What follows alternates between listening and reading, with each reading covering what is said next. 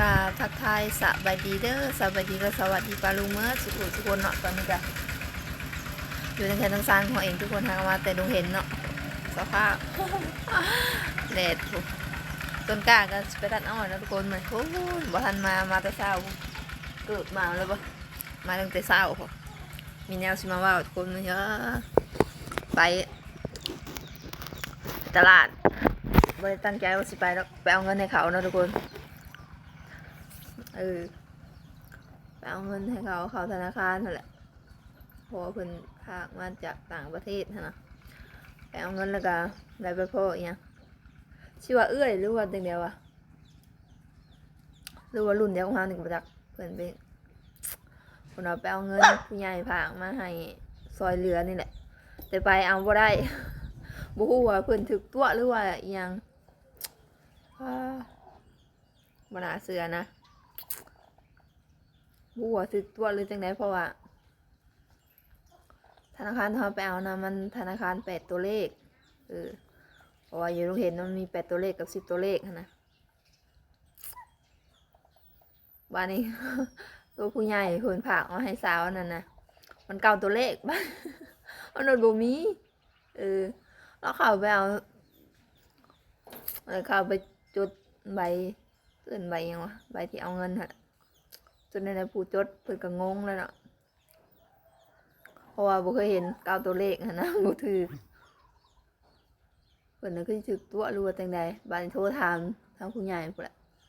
เราบ่เคยมาเอาเราอะว่าเงินน่ะฝาก2 ล้านบ่เคยมาเอาครั้งแรกว่าซั่นโทรผู้ใหญ่ให้ทาง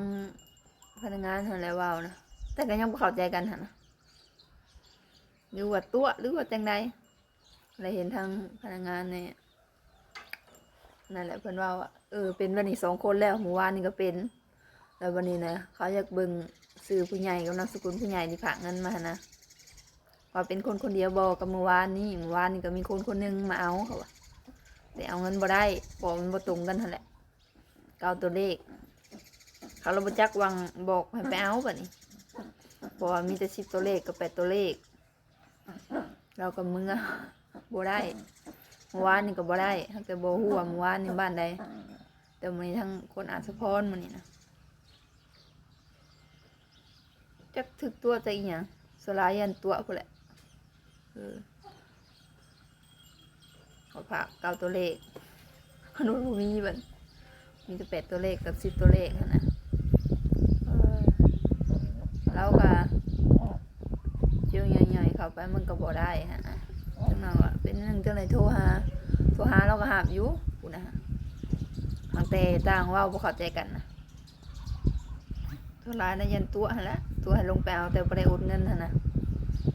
ตัว10 ตัวเลข9 ตัวเลขจ้ะ2 คนแล้วเขาว่าพนักงานเพิ่นว่า2 คนแล้วเมื่อวานนี้ก็เป็นแบบนี้คือกันเนาะตั้งแต่บ่ได้ว่าอยู่บ้านใดเมื่อวานนี่นะว่าผู้ใหญ่โอนมาซอยคือกันเมื่อวานนี่ก็ได้แต่เอาบ่ได้เหมือนคือกันเราก็เมื่อซื่อ